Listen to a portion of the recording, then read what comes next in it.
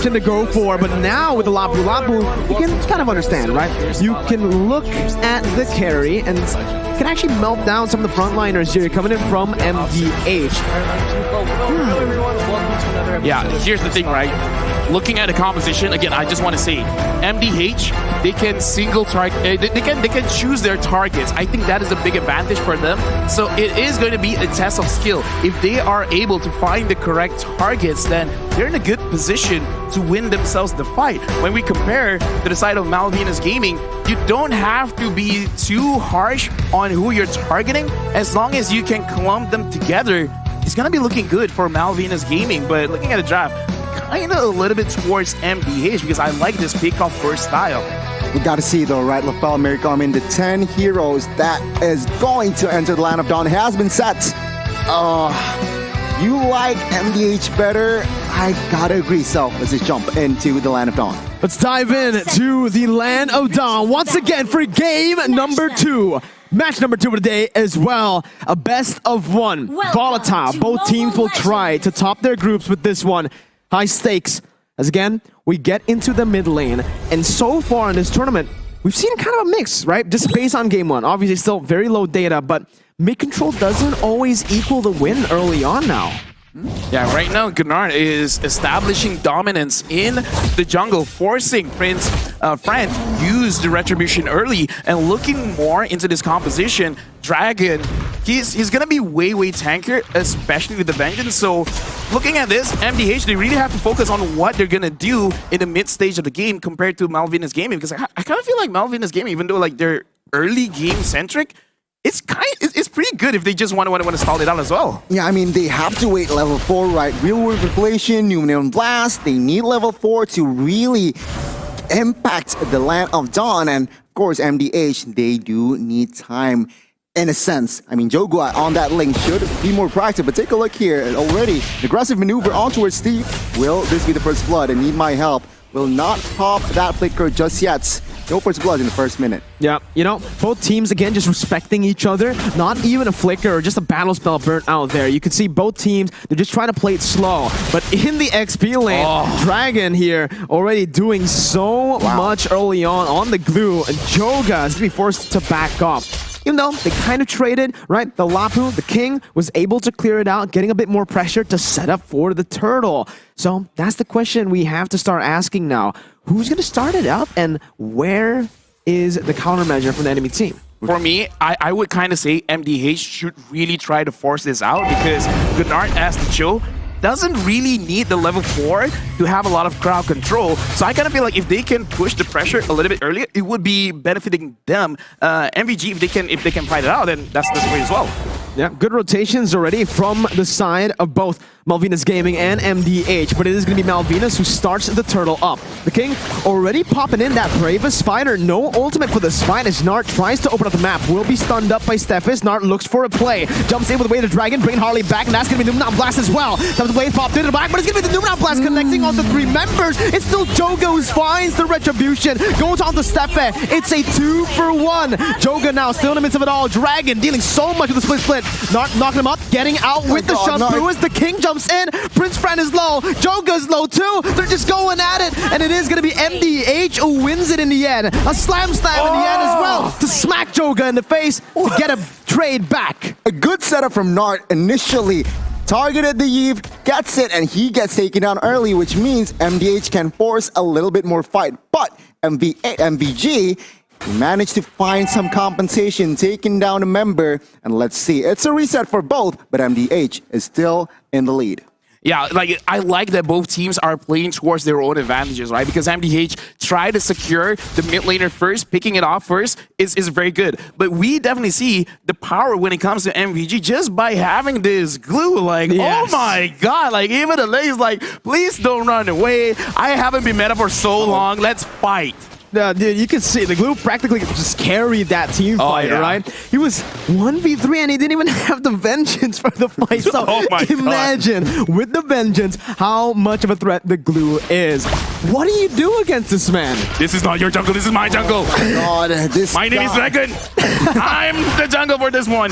Yeah, you can see 4 members have to come over towards the purple side as now Nart jumps in, dishing out some damage, bringing it back. It's just a split, and he saves the vengeance. It's all good, man. God. If 4 people were there, ready to initiate, and even he's like... And a I'm- Faramis. Yeah, it's like, I'm gonna split.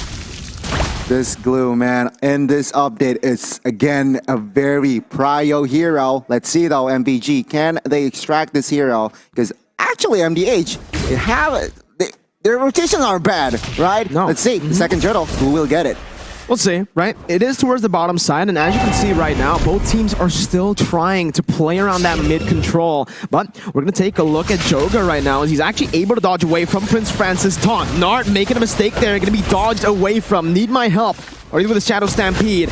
Both teams looking for it as Prince Fran and Joga wants to go for 50-50. Nart, an amazing actually kick there. It's going to be Joga who gets caught out. The turtle was actually taken away by Prince Fran as the king jumps in, dealing out some damage. Going to be able to use the Blazing Wet clear out the mid lane. Dragon still surviving with the vengeance, still coming in with a split, and he survives the team fight. In the end, he falls to Need My Help, but it's a 2-for-1 in favor of Malvinas. MVG with the equalize here. Take a look at the gold chip already in minute number 5. MVG Joel Crew almost picking up the kill earlier, but man, oh man, what a rotation. This guy rotates from top side to help the turtle.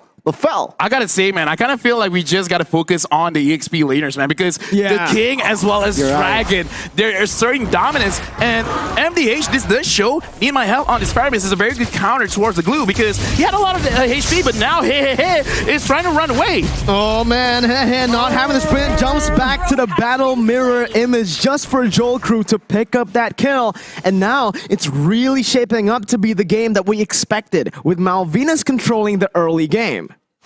Take a look at the items as well here. Eve, Enchanted Talismans are quite early, but another thing that pops in the screen is the items for that carry the fell. Yeah, honestly, I like that every single team has adjusted. Instead of focusing entirely on getting one core item, they're just kind of like splitting up, making sure that they get some passes from the item, like the Fury Hammer, as well as the Steel Link Place, just to have extra stats on your hero, so that you can actually do a lot in the early stages of the game and mitigate any kind of engagement that the enemy tries to fight. Yeah, and right now, Nart again going in for that aggressive play. 2 times now he's been caught with that play. He wants to set it up. He wants to be the one to actually look for these proactive movements, but with the amount of mobility from Malvinas and with the stun as well provided by Steffe, he's not going to be able to do that at will. And now Malvinas, knowing that there's no roamer for MDH, they're completely controlling that top side, and they're taking the turtle right now, uncontested for free. What I love about Malvinas Gaming here is their execution is just so in sync, and they do not forget about neutral objectives like turrets, and of course this turtle. They managed to find the 3rd turtle. Let's see, MDH, they need some compensation here. Yeah, Goldie's building. No, honestly, like I'm looking at this game and I'm seeing what are they waiting for, because Malvinas Gaming, look at this, the damage is so strong, and it looks like they're gonna engage onto the jungler. Joga's gonna be caught there by the Numenon Blast, and the real world manipulation basically zones everyone away from trying to follow that play up. MDH losing Joga on a Ling now that's behind of that Fredrin. The King using the Bravest Fighter just to clear out the waves. It's going to be punished here by a dive, and it's going to be the King who gets picked off, who jumps in looking for some more insane. He gets out. Steffe looking for the stun, jumps in, flickers as well under the turret just to smack him up. Harley surviving with one, but he won. My goodness, MVG, they are stepping on the gas here. The King needs to fall in the bot side, but take a look at this. MVG, they are looking to grab more space here, taking the tier 1 bot side, and seems like they will not get it. Still, MDH manages to defend that turret.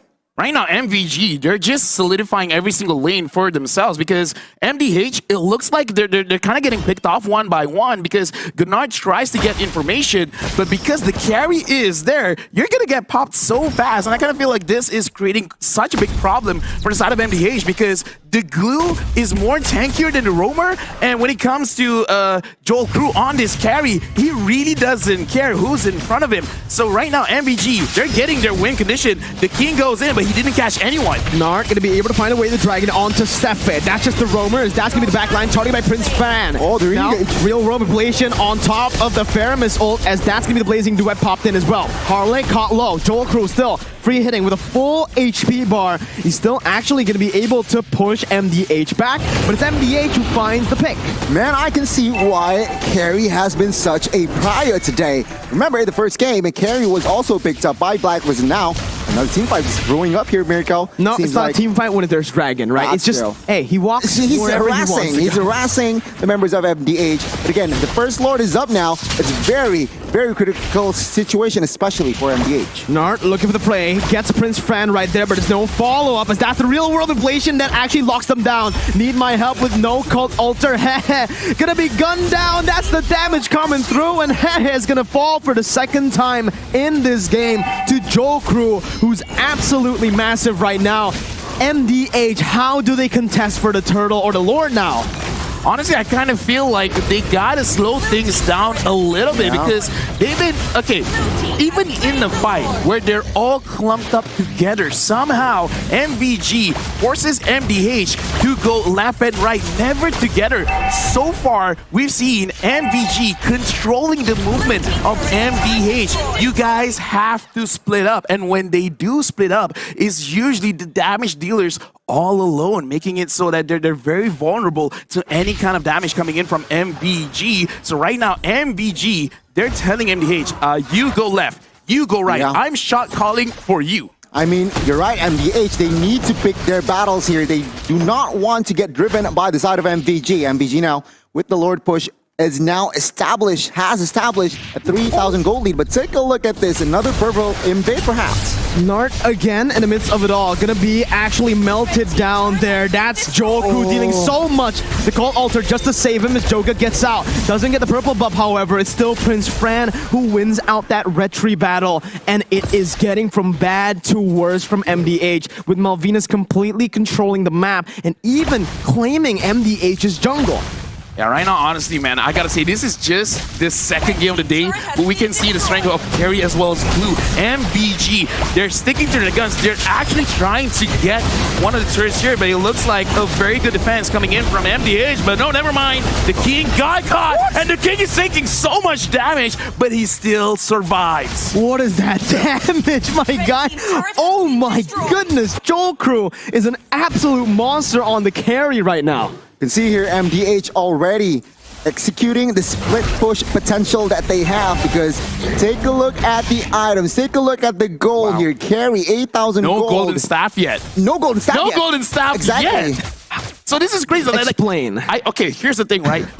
It looks like in terms of the players, there's two ways that you want to go with your build. Number one, quickly get your Corrosion Scythe, your Demon Hunter Sword, as well as your Golden Staff. But if you want to play a little bit more disciplined, you delay the Golden Staff just a little bit so that you get your Wind of Nature first, making it so that even if you do get engaged on, you can survive if your tank or your roamer is not there to protect you. So looks like in this game, Malvinas Gaming, they just do not want to lose their advantage that they've already piled up against MDH. So going for the safe pick, that's good. That's so unfortunate for Nart, man. He goes on to Harlot, but the kick did not go through all the way. Still on the back line with a blazing duet, dealing a whole lot of damage, but Joel Crew does more. Dragon now on to Hehe, who has the sprint. Hehe is running for the hills, gets out with a battle mirror image, and it's a 1-for-1. Nart for Harlot, which is technically worth it, but oh my god, okay, we're good. Don't say anything. Don't snitch. But there you go, he made it. But yeah, back to your point here, LaFell. A very intelligent item from the side of Joel Crew. He doesn't want to. He knows he is dominated. He's dominating the game, but he has enough damage, so let's be more respectful. But now, the Lord is up. This is Enhanced Lord, so MDH, they need to figure something out. I kind of feel like if Joga can get a way to get onto Joel Crew, that's great. But we can see that Gunnar has been trying and trying and trying, and every single time he tries, he dies. It's not a good situation to be in. Hey, just got down by Dragon. Oh, what did you do, Dragon? Dragon, look at him, look at him. He just walks up menacingly and 4 people have to back off. Dragon is just dragging everyone all around. Oh my god, look at him, look at him. He's just walking with swag, man.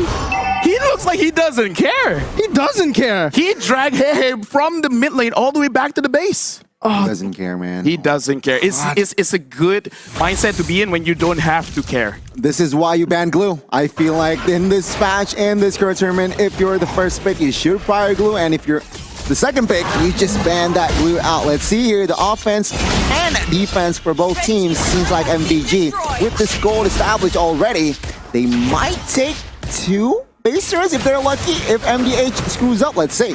The King now jumping with the bravest fighter. What? Oh my goodness, the cold altar isn't enough. He flickers out just to die towards Joel Crew. Oh my god, does he have Golden Staff? Please tell me he has Golden Staff now, right? Yeah. Mirko, Gani, answer this riddle. What are you going to do against someone that doesn't die and someone that does too much damage? You run. You run. Thank you very much. I do agree. You run. That's okay. That's a good riddle. It's a logical answer. That's a logical answer. Yeah. Exactly. But let's It's not the answer I'm looking for, but it's logical. Okay. What's the answer you're looking for? I'm looking for an engage by MVG. And they are doing it right now. Need my help. Gonna be taken down. Nart now still trying to zone the other members away. Jumps in with the G Kundo, but is not gonna be able to find a way to Dragon as the King jumps in with the bravest fighter. But again, it's just a cult altar defensively. There's no counterplay right now towards what Malvinas are doing. They're even just walking into turret range of the base turret, dishing out some damage, sieging it down with no minion waves. They are absolutely controlling this game. Looking bleak for MDH. They are now behind 6,000 gold. Oh my god, another engage. Again, Dragon here, he just jumps in and he is going to be able to zone away with a nature pop, but that's the magic damage coming through. Joel Crew, free hitting on the back, getting the double. The King, who has the damage reduction, will not be able to survive this. That's the mid-base turret taken out without a minion. A single minion wasn't necessary for Malvinas. It's a triple kill over to Joel Crew. Joga and Need My Help now trying desperately to save the game. Dragon still able to jump in with a slam. Joel Crew targeting the base, and it's going to be Malvinas Gaming who tops their group for now. 1-0 up against MDH. The runner-ups from Latin America managed to squeak the win here in our second match of the opening day. Congratulations, but my god, what an execution by Dragon. They just force themselves towards victory. They just walk up and be like, you